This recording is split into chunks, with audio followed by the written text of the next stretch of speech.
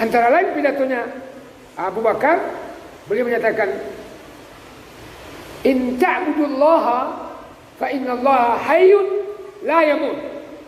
Jika kalian menyembah Allah Subhanahu wa taala, ketahuilah bahwa Allah itu Maha hidup, tidak ada akan mati. Gitu ya. Wa in ta'budu Muhammadan, tapi jika kalian menyembah Muhammad, fa inna Muhammadan qad mat. Sesungguhnya Muhammad telah meninggal dunia. Nah, Abu Bakar tokoh yang dipercaya pada waktu itu, sahabat Nabi. Bismillahirrahmanirrahim. Salawat beserta salam atas Nabiullah Muhammad sallallahu alaihi wasallam beserta sahabat, kerabat, ahli keluarga beliau dan orang-orang yang setia mengikuti ajaran Al-Quran dan sunnah beliau hingga akhir zaman. Bapak dan Ibu sekalian, malam ini kita lanjutkan bahasan Ali Imran ayat 142 sampai 145. Di antara esensi dari ayat 142 sampai 145 ini, bahwa surga dicapai dengan perjuangan, tidak secara gratis. Dan Muhammad SAW adalah Rasulullah. Ini antara esensi yang terdapat pada ayat-ayat ini. Ya, coba kita lihat Allah Subhanahu wa taala berfirman, A'udzu billahi minasy syaithanir rajim. Am hasibtum an tadkhulul jannah? Apakah kalian semua mengira bahwa kalian akan masuk syurga?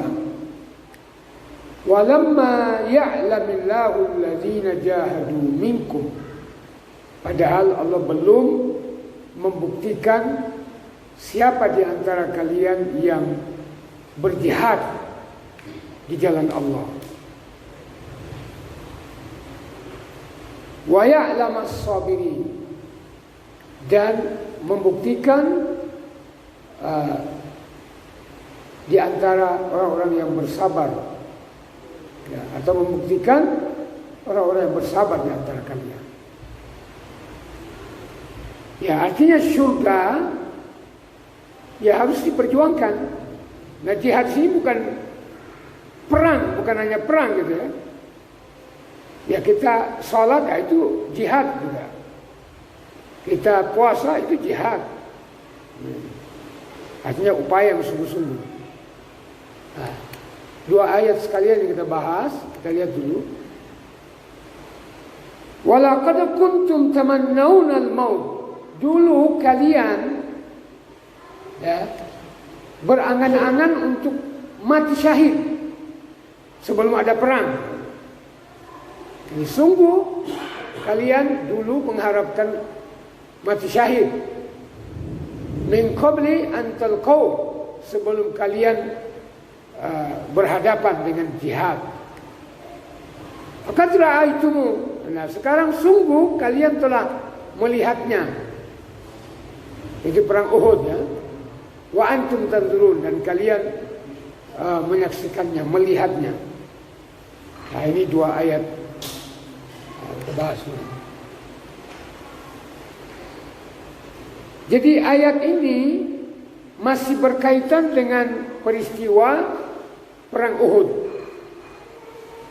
di mana pada perang Uhud umat Islam pada waktu itu hampir kalah.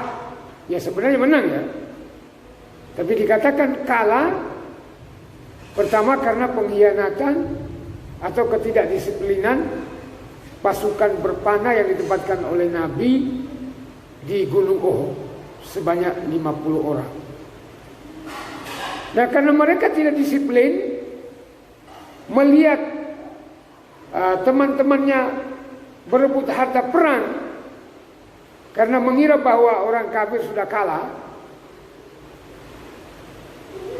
Pasukan 50 ini turun kecuali tinggal 6 orang yang tertinggal. Nah, melihat keadaan itu, Khalid bin Walid ketika belum masuk Islam, dia memimpin pasukan berkuda, menyelinap di balik pintu, di balik Gunung Uhud di belakangnya, kemudian menguasai Gunung Uhud dan menghujani orang Islam dengan panah. Sehingga sahabat pada waktu itu menjadi porak-poranda, kucar-kacir. Nah, Rasulullah sendiri hampir terkena panah, gitu ya. Nah, dari situ kurang lebih 70 orang yang meninggal. Kemarin sudah kita sampaikan itu ya. Antara lain yang paling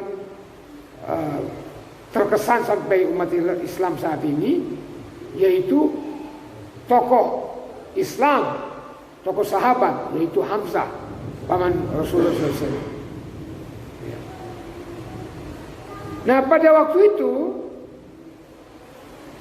orang Islam hampir putus asa karena kekalahan itu. Di para sahabat tidak bergairah lagi. Ya, maka kemarin sebelum ayat ini Allah menghibur mereka, wala tahinu wala tahzanu wa antumul a'laun in kuntum mu'minin. Ya, bahwa Allah Subhanahu wa taala melalui ayat ini tidak menyetujui orang-orang beriman mengenai prasangka mereka bahwa yang penting masuk Islam, yang penting beriman tanpa berjuang, tanpa berupaya keras untuk mendapatkan surga. Dalam hal ini zaman itu ya perlu perjuangan karena dirongrong oleh musuh. Bukan Rasulullah SAW menciptakan perang, tetapi Rasulullah diuber-uber oleh orang kafir sampai di Madinah pun diperangi beliau. Maka Allah Subhanahu Wa Taala memerintahkan untuk bertahan, mempertahankan diri. Nah, itulah jihad. Jadi secara khusus para sahabat ditegur oleh Allah bahwa masuk surga itu diuji dengan perjuangan, penderitaan, gitu ya. Sehingga nampak orang yang benar dalam klaim dakwanya, klaim imannya. Jadi orang tidak akan dikatakan beriman ya sebelum diuji oleh Allah Subhanahu Wa Taala.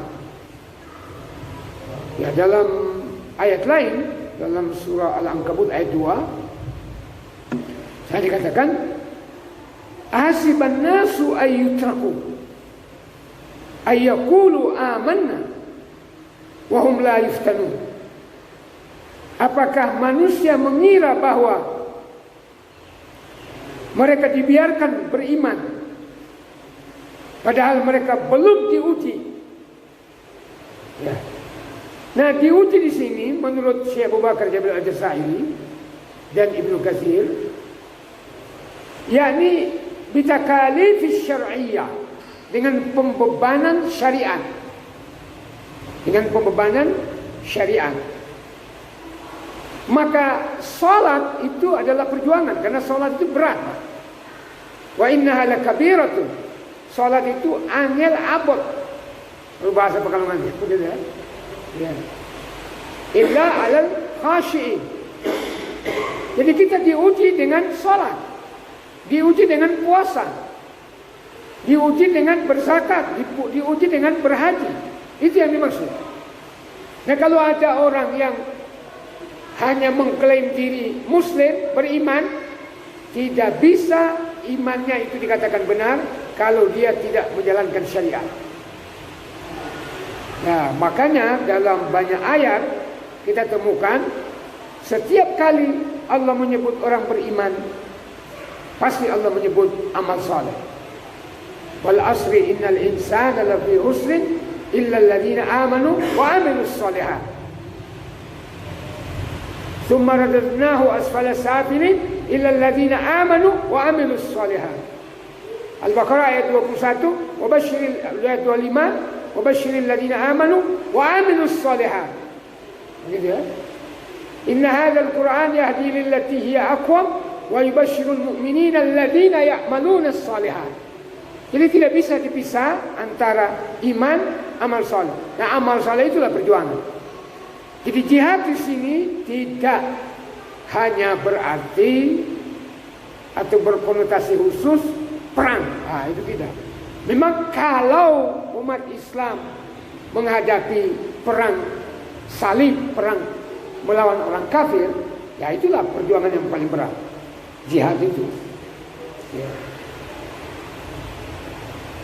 Nah, jadi di sini dikatakan bahwa Allah Subhanahu wa taala harus membuktikan siapa yang bersabar, yang tetap kokoh teguh pendirian dalam berjihad, dan siapa yang al-jazi'in, yang menggerutu, berkeluh kesah, tidak sabaran. Jazi'in, murtadin, orang-orang yang murtad. Ya, sekarang ini banyak ustadz yang murtad. Jarinya dia ustadz, tapi itu ngaku-ngaku aja. Setelah disuruh baca apa yang dia tahu dalam Islam, semua ayatnya salah. Baru mengaku ustadz dalam Islam, kemudian masuk Kristen jadi pendeta. Banyak seperti itu. Maka Allah Subhanahu wa taala tadi mengatakan amasibtum an tadkhulul jannah walamma ya'lamillahu alladhina jahadu minkum wa ya'lamas sabirin. Jadi kita diuji siapa juga yang bersabar di antara kita. Ya. Ya, menghadapi keduniaan ini, dunia ini, ya kita membutuhkan kesabaran. Ya. Gitu ya. Tidak ada orang yang tidak diuji, pasti diuji. Nah, apakah dia bersabar atau tidak?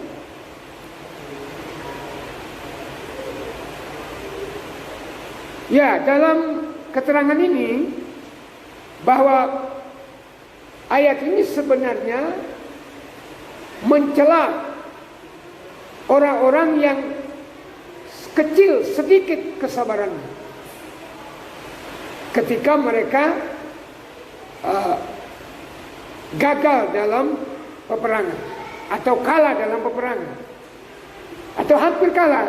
Jadi kalau menurut sejarawan Islam sebenarnya tidak kalah, karena setelah itu Rasulullah dan sahabat kembali mengembalikan keadaan. Orang-orang kafir Quraisy pada waktu itu lari meninggalkan Uhud, dan Nabi beserta sahabat mendapatkan harta rampasan. Tapi oleh orang kafir Quraisy mengklaim mereka menang. Kenapa? Mereka bisa membalas jumlah umat Islam yang mati. Karena pada waktu perang Badar, orang-orang kafir 70 orang lebih juga meninggal. Nah, di perang Uhud orang Islam 73 orang yang meninggal. Jadi hampir berimbang. Ya, satu-satu menurut. Kalau sepak bola itu ya satu-satu gitu. Nah, ini tadi. Pada waktu perang Badar. Nah, ayat 143 tadi Allah Subhanahu wa taala mengetahui ada orang yang ketika perang Badar lam yahduru, mereka tidak hadir. Nah karena mereka tidak hadir ini, mereka berkata, kalau nanti ada lagi perang, saya siap mati syahid. Tapi pada perang Uhud, mereka kemudian hilang semangat karena tadi hampir kalah. Ya, namun dalam hal ini Allah juga menguji mereka. Ayat yang kemarin itu Allah mengatakan wa tilkal ayyamu nudawiluha bainan nas. Pada hari-hari kejayaan, hari-hari kemenangan itu kami pergilirkan antara manusia. Untuk menjadi pelajaran supaya kita tidak istilah bahasa Jawanya gumawa, gitu ya. Ya, tidak merasa besar. Nah, minggu lalu ya saya katakan juga ada beberapa kali umat Islam merasa hebat. Nah, itu Allah tidak suka. Gitu ya. Seperti pada waktu perang Hunain, Rasulullah disertai 100.000 orang menghadapi 26.000 orang. Ya, berarti 4 kali lipat, gitu ya. Nah, umat Islam pada waktu itu merasa menang karena jumlahnya banyak. Tapi kemudian diporak-porandakan oleh 26 orang itu, hampir kalah juga, hampir kalah. Nah, tapi kemudian Rasulullah mengembalikan keadaan. Jadi hari-hari kejayaan itu ya dipergilirkan oleh Allah, tergantung kedisiplinan ya orang Islam. Jadi diuji oleh Allah Subhanahu wa taala. Nah, di sini Allah menjelaskan bahwa ketika orang-orang sahabat tadi berangan-angan menghadapi perang, karena pada waktu perang Badar mereka tidak hadir, namun Allah mencela pada waktu perang Uhud mereka bercita-cita menghadapi perang, tapi mereka kemudian lemah semangatnya, tidak bersabar. Kemudian mereka wafaru, lari, munhazimin, kocar-kacir. Nah, maka Allah Subhanahu wa taala berfirman, "Walaqad kuntum tamannaunal maut." Nah, inilah maksud ayat tadi. Kalian dulu telah berangan-angan ingin mati min qabli, sebelum bertemu, yaitu pada perang Uhud.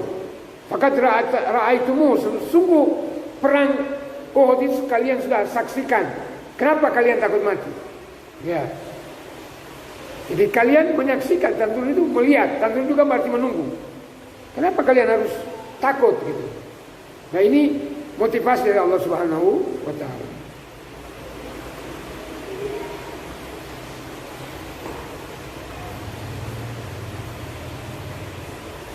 Falima in hazabtum wa ma wafaitum. Kenapa kalian kocar-kacir? Padahal apa yang kalian minta itu di hadapan kalian, ya, sesuai dengan janji kalian dulu. Nah, inilah mana ayat. Makanya begini, pejuang kita dulu, pejuang kemerdekaan kita itu dari kecil disampaikan ke kita dulu, jadi musuh tidak kita cari, tapi kalau bertemu kita tidak lari. Nah, gitu. Musuh kita tidak cari, artinya kita tidak boleh mencari-cari musuh. Tapi kalau musuh sudah di hadapan kita, kita pantang untuk mundur. Tidak boleh mundur, apalagi berlari gitu ya.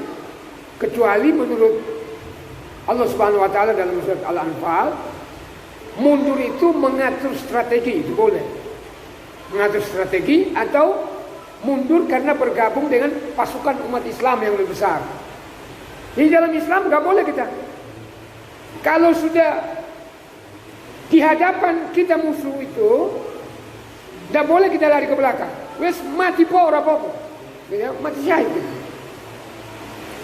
Nah, ini tadi makna dua ayat ya, ayat 142, 143. Nah, ayat 144 ini kita lanjutkan ayat 144 mengenai kerasulan Nabi SAW. Gitu ya. Jadi makanya tadi kita bikin tema tadi itu adalah bahwa surga harus diperjuangkan, capai dengan perjuangan. Kemudian kerasulan Nabi Muhammad ini. Ayat ini menjelaskan bahwa Nabi Muhammad itu adalah Rasulullah. Dia manusia biasa akan mengalami kematian. Ya, karena dia manusia biasa, bukan Tuhan, maka dia mati. Nah, ayat ini ketika Rasulullah SAW wafat, seolah-olah Umar belum pernah membaca ayat ini. Ya. Nah, kemudian dia tidak percaya bahwa Rasulullah wafat. Sampai dia menyatakan, siapa yang mengatakan Rasulullah telah meninggal, saya penggal lehernya. Wah, kacau ini. Melihat itu, mendengar apa yang dikatakan oleh Umar, Abu Bakar masuk ke rumah Rasulullah. Kemudian melihat bahwa Rasulullah memang wafat. Nah, setelah melihat Rasulullah telah wafat, Abu Bakar radhiyallahu anhu menemui kerumunan sahabat, kemudian beliau berpidato. Antara lain pidatonya Abu Bakar, beliau menyatakan, "In ta'budullaha fa innallaha hayyun la yamut." Jika kalian menyembah Allah Subhanahu wa taala, ketahuilah bahwa Allah itu Maha hidup, tidak ada akan mati. Gitu ya. Wa in ta'budu Muhammadan, tapi jika kalian menyembah Muhammad, fa inna Muhammadan qad mat. Sesungguhnya Muhammad telah meninggal dunia. Nah, Abu Bakar tokoh yang dipercaya pada waktu itu, sahabat Nabi. Ya. Nah, baru Abu Bakar membaca ayat ini. Wa ma Muhammadun illa rasulun qad khalat min qablihi rusul. Muhammad itu tiada lain kecuali hanyalah seorang rasul. Sungguh telah berlalu qad khalat sebelumnya para rasul. Apa imata, maka apabila dia mati, au kutila atau dia terbunuh, inqalabtum ala aqabikum, kalian kembali berbalik ke belakang kalian. Wa may yanqalib ala aqibai, barang siapa yang kembali ke belakang, fala yadurrullaha syai'a, maka dia tidak akan mendatangkan kemudaratan kepada Allah Subhanahu wa taala sedikit pun. Wa sayajidillahu syakirin. Ya. Jadi sebelum Nabi Muhammad meninggal sudah turun ayat ini. Gitu ya.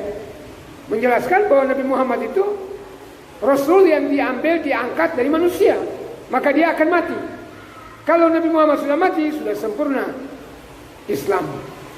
Tidak boleh ditambah, tidak boleh dikurang. Nah, coba kita lihat.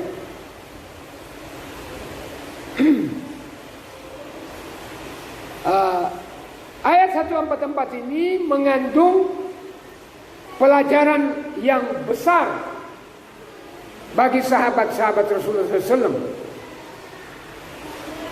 Ketika ishtaddatil ma'rakah, ketika berkecamuk perang, gitu ya.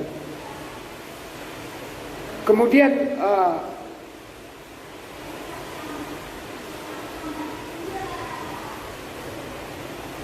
peperangan atau kematian sudah di hadapan mata bagi orang beriman. Ya, sebagaimana tadi ya.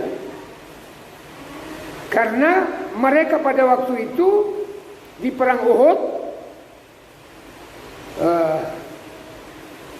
diserang secara mendadak dengan panah oleh pasukan kaum musyrik Mekah. Ya. Sehingga mereka porak-poranda gitu ya. Nah, ini kronologis dari turunnya ayat ini. Nah, pada waktu itu ada yang mengumumkan, jadi a'lan itu mengumumkan annahu qatala Muhammad, bahwa dia telah membunuh Muhammad. Nah, itu jadi strategi perang begitu ya dari orang musuh, karena pada waktu itu kalau panglima perang mati berarti sudah kalah musuh itu ya. Seperti Nabi Daud mengalahkan Jalut ya. Begitu Jalut kalah ya mereka sudah kocar-kacir karena tidak lagi panglima mereka. Nah, jadi masih berlaku pada zaman Rasulullah di perang Uhud itu ada yang berteriak, saya sudah membunuh Muhammad, saya sudah membunuh Muhammad. Orang Islam kacau, ya, kacau pikiran mereka. Nah, turun ayat ini untuk membuka pikiran orang Islam bahwa apapun terjadi pada diri Nabi Muhammad, karena beliau itu manusia, apakah dia meninggal dunia secara wajar atau karena terbunuh dalam perang mati syahid, tidak boleh orang Islam itu buyar, kocar-kacir lagi karena tidak ada pemimpin mereka. Tetap harus diperjuangkan Islam itu. Tidak boleh kembali murtad. Ya. Nah, ini tadi.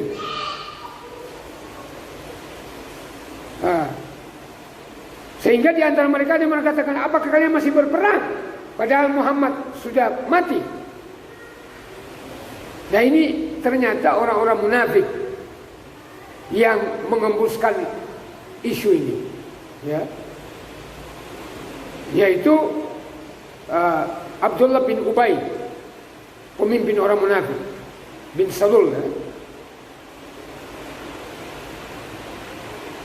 Nah, kemudian pada waktu itu didengarkan oleh Abu Sufyan.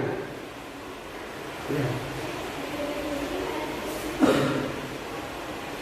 Nah, kemudian ya'ti ya'udulana al-aman min Abi Sufyan wa na'udu ila dini qaumina.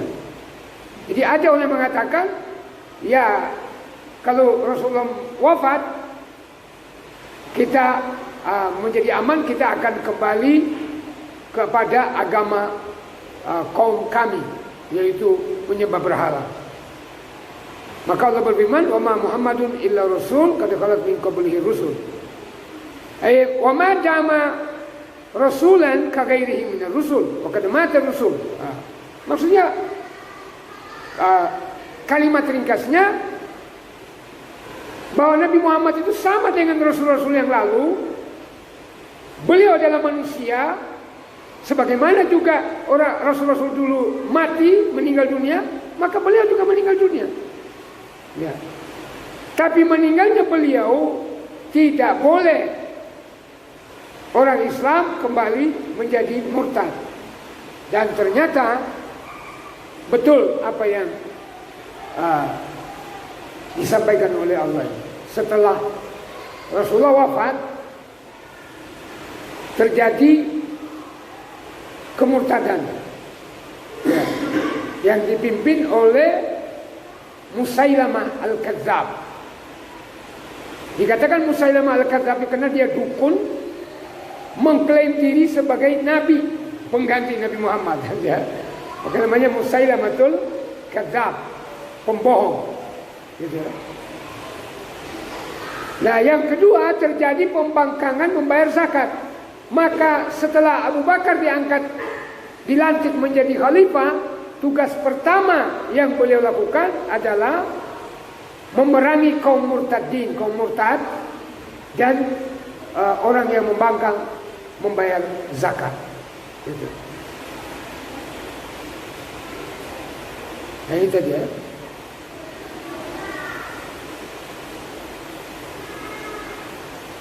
Nah, orang yang memviralkan kalau bahasa sekarang ini, atau bahasa pada waktu itu, menyebarkan berita bohong bahwa Nabi Muhammad meninggal, kemudian banyak orang yang murtad. Itu tidak lain adalah pekerjaan iblis ternyata. Ya iblis itu, setan iblis itu tidak akan pernah membiarkan Islam ini tetap jaya, gitu ya.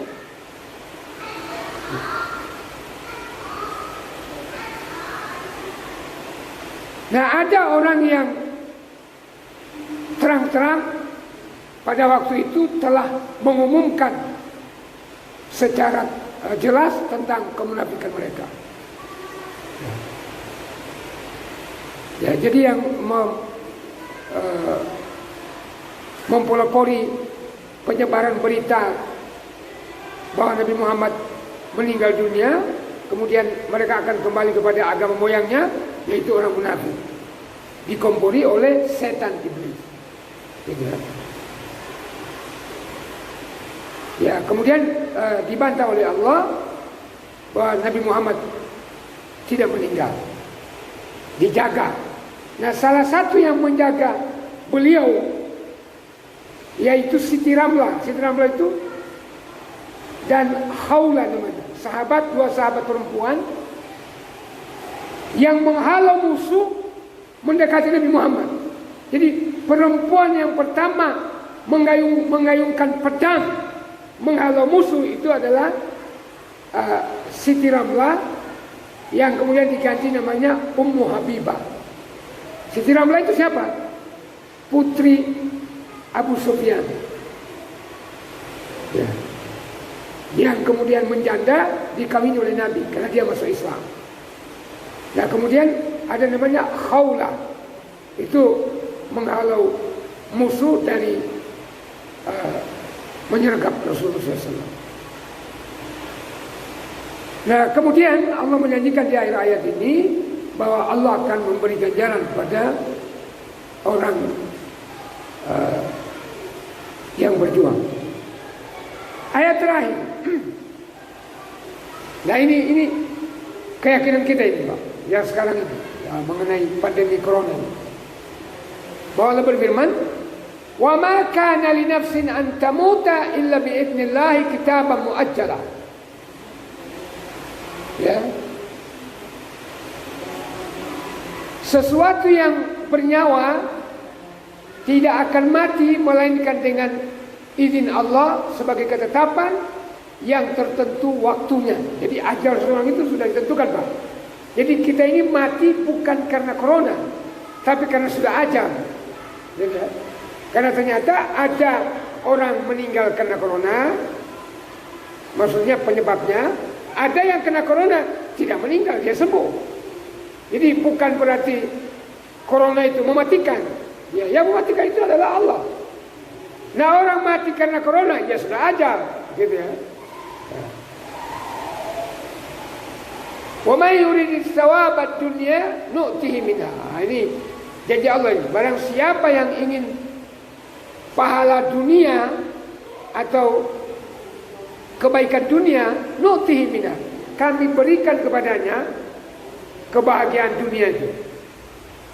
Wa may yurid thawabal akhirah, siapa yang menginginkan pahala di akhirat, nu'tihi minha, kami berikan juga kepadanya, ya, pahala akhirat itu.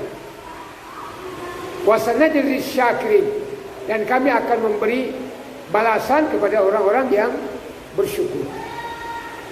Ya. Ya, ini saya kira tadi jelas itu ya. Kesimpulan aja. Ada kurang 10 menit ini ya. Yang pertama, bahwa ujian yang diberikan oleh Allah Subhanahu wa taala itu berupa pembebanan syariat yang sa'bah, yang angel, yang berat, susah. Ya. Andai kata salat itu tidak berat, Pak, terutama salat subuh, para ulama menyatakan mungkin masjid akan penuh seperti orang beridul fitri atau sholat hari Jumat. Tapi karena sholat subuh jamaah itu angel, ya paling 2 shaf subuh itu, 3 shaf paling tinggi, ya. Nah itu tadi perjuangan, ya.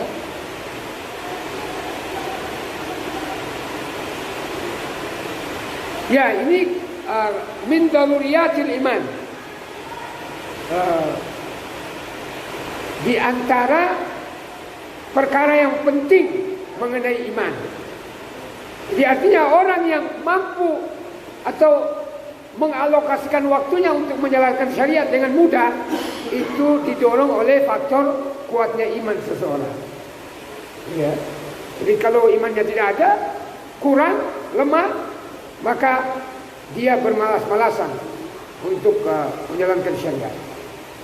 Yang kedua, di antara ayat tadi menetapkan kerasulan Nabi Muhammad SAW.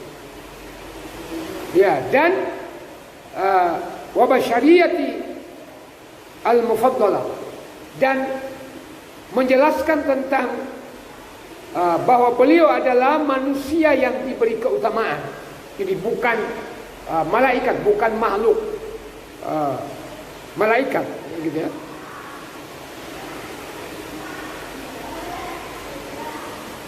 Ya, maka kematian Nabi Muhammad SAW itu, ya semuanya dialami oleh setiap orang beriman dari manusia. Jadi artinya Nabi Muhammad ya manusia, maka dia meninggal, gitu ya. Tidak usah disusahkan, tidak usah digalaukan, ya tidak usah disedihkan. Ya begitu juga kita yang menjadi orang tua, kalau bukan kita yang dahulu, ya anak kita yang meninggal terlebih dahulu. Semuanya itu adalah ketetapan dari Allah. Kemudian yang ketiga, berjihad dan keberadaan seseorang dalam medan perang tidak berarti telah mendahulukan dirinya mendapatkan ajal. Artinya bahwa perang itu ya tidak identik dengan kematian, gitu ya. Tidak identik dengan kematian. Karena banyak perang orang Islam menang, ya tidak mati mereka. Maka tidak usah takut mati. Ya. Wal firaru minal jihad la yuakhiruhu aidan. Sama juga lari dari perang tidak berarti mengundurkan ajal seseorang. Artinya perang atau tidak perang, dalam keadaan damai, ya mati itu akan datang. Sama ya, ada COVID, corona atau tidak ada, ya manusia itu akan mati, gitu ya. Namun saya khotbahkan beberapa masjid, di masjid kita harus ikhtiar. Ada social distancing, kita pakai ya masker, pakai hand sanitizer juga. Ada upaya kita menghindar, jangan dekat-dekat dengan orang yang batuk, ya gitu ya. Ya itu upaya, gitu ya. Kemudian yang terakhir, bahwa belum yang keempat ya, ada yang terakhir yang kelima. Thawabul amal mauqufun ala niyatil amilin. Pahala yang didapatkan oleh seseorang tergantung kepada niat pelakunya, ya, dan baiknya niat mereka.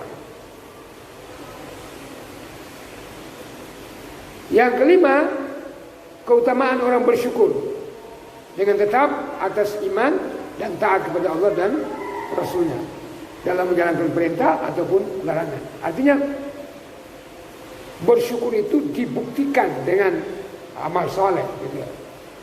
Ya, maka kita bersyukur di samping menuturkan ucapan alhamdulillah, karena kata Nabi, siapa yang mengucapkan alhamdulillah 100 kali, sama dia menyumbang kuda perang 100 kuda, gitu ya. Nah, ini jarang diamalkan orang ini, Pak.